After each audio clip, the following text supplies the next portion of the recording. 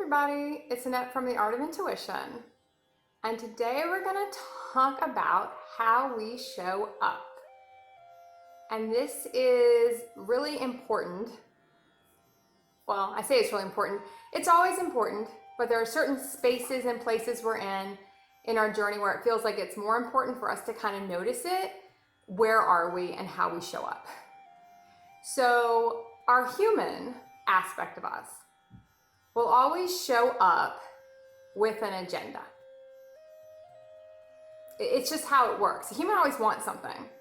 And it might not want something tangible. It might not be looking for money or a gift or a job, but it wants something. It might want acceptance.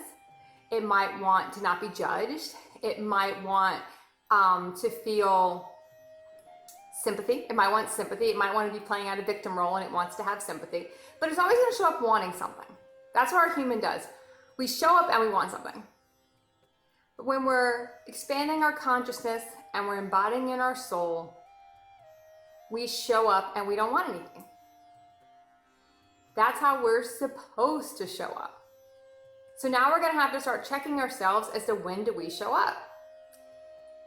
Are we showing up because we feel obligated to show up? Human.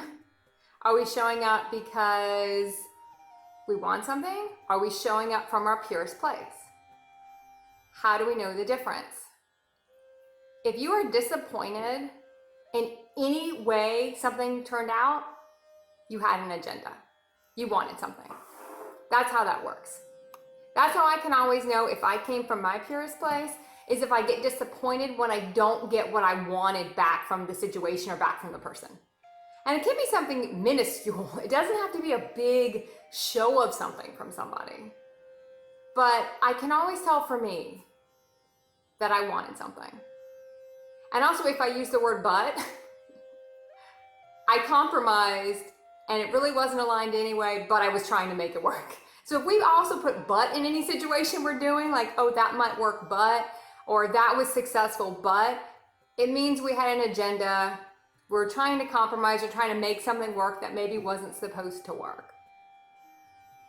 So how do we really show up? And when you're looking, you have to really look at ourselves on this one, because sometimes I think I'm coming from my purest place and I realize later I had an agenda. I wanted, even if it was the smallest part of me that wanted something, I wanted something. But people feel when you don't. And when you're coming from that purest place, people feel that. Sometimes we have that more with a connection with a stranger. We'll just say hello to them or pick up something for them they drop. We don't want anything. We're just being kind. We can smile at someone and it's just being kind. We don't want anything. But that's sometimes from a purer place than when it's someone we know. Because when it's someone we know, we have all these, the human attaches cords and we attach all this stuff to it because we want something back from them. We're not from our purest place. So look at how you're connecting with people. Look at where you're coming from. And this is trial by error, because the more we kind of look at it, the more we can kind of move away from it. So don't judge yourself if you realize you had an agenda. Just, well, wow, I had an agenda. So now I check myself. Do I have an agenda? If we take money from people, do they have an agenda? Do they want something from us? We have to kind of look at the whole thing. We have to look at the realities and twist them and distort them and really look at how we're showing up. Where are we coming from? Why are we trying to do something? Are we doing it from our purest place? How are we connecting with people? Is that from our purest place or is that from somewhere else? And sometimes we put ourselves in situations because we want to clear stuff. We want to bring up emotions of anger and blame and shame, and that's something, that's a kind of a different space. Sometimes we do that because we're trying to clear things and people are there for us to do that, but we get to a point where we really have to look. Are we around people who are talking about other people? Are we talking about other people? Are we in a certain situation where we're unconscious again and we're playing back in the old 3D realities of where everyone's got an agenda? Look at where you're coming from. Look at how you're connecting with people. I worked a linear job years ago and someone died. Someone died in the office I worked in. And I remember there was some kind of mass tragedy in the country, maybe a week later, very short later. And in the office, it seemed like the person dying didn't have any effect on people. But the tragedy in some other part of the country where people didn't know anybody, the office was in a tizzy about it.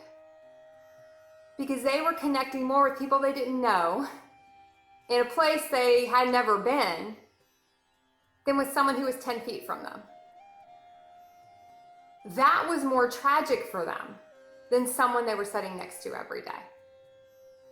And I remember then just looking at it. Sometimes we just have to observe it and go, oh, look at that. I mean, that's kind of the human in an extent. Does it have to take a tragedy for us to bring up anger and clear grief? Is that what it takes? Is that why it keeps happening? Because that's what gets us, because we're not connecting with everybody we meet from our purest place. We're not connecting with the people that are right in front of us. So it takes these massive things and these massive tragedies to get our attention because we don't have a connection with people who are next door. We're not connected in our community. I'll always say, if you can't connect with one person, who cares if you have 100,000 people following you on any, platform or friends, or it doesn't even matter, or going to a seminar. If you can't connect with one, it doesn't matter if you have 50,000. Who cares? So look at where you're coming from. You can feel if it's from your purest place. And you can feel if it's not. And keep practicing the art of intuition.